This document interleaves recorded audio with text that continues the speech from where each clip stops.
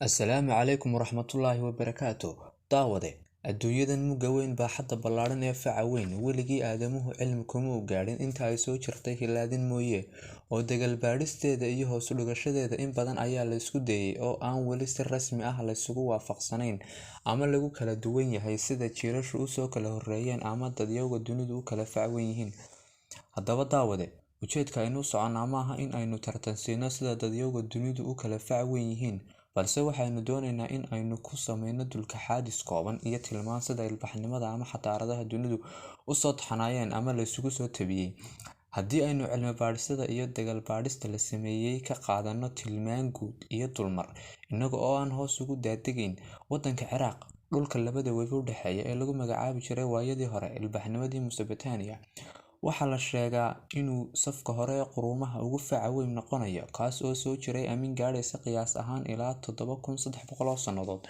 Waxaa isaguna muddo aad u dheer oo aan la dhayalsan karin soo jiray dalka Greek oo caan ku ahaa ilbaxnimadii hore ee Greek, isaga oo in badan oo dunida ka mid ahna soo gumaystay ama gaadhay. Waxaa la sheegaa inuu soo jiray sooyaal aan qiyaas ahaan ka yarayn 4000 oo sannadood. Waxaa isaguna soo jiray muddo aad u dheer dalka Masar, oo isaga laga helo raadad kumanaan ah oo sugaya muddada dheer ee sooyaalkiisu soo taxanyay waddankaasi Masar.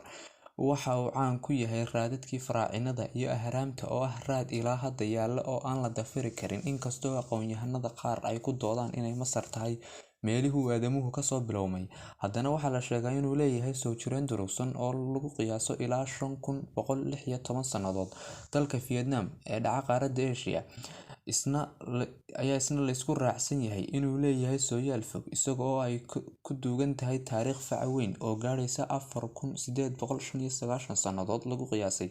Sidaas la mid ah, waxaa door soo jireen aad u fac weyn leh muddo ka badan 4000 oo sannadood inuu soo taxnaa sooyaalkiisa. Dalal kale oo Yurub ah ayaa la sheegaa qaar ka mid ah inay leeyihiin taariikh fac weyn oo iyaga sooyaalkoodu ka durugsan yahay, sida xadaaradihii hore ee Roomaanka. Marka aynu u daadegno ee u nimaadno qaaradan aynu ku noolnahay ee Afrika, waxaa hubaal ah inay saddex ku tahay Aasiya iyo Yurub, saddexdoodaasina yihiin qaaradaha ugu guunsan dunida.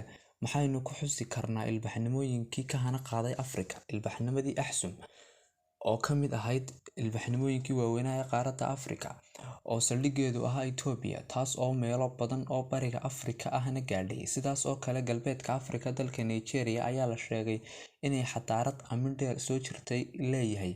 Waxaa iyana laga wada dheragsan yahay Masartii aynu soo sheegnay iyo Tunuusiya oo dhanna Carabka ah dhanna Afrikaanka ah.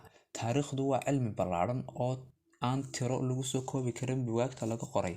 Daawade, faahfaahintan iyo mid intaa ka badanba waxaad ka heli kartaa buugga Carabiga ku qoran ee taariikhdii xadaaradii Yurub, afka Carabigana lagu yaqaano At-Taariikh al-Xadaarati al-Urubiya.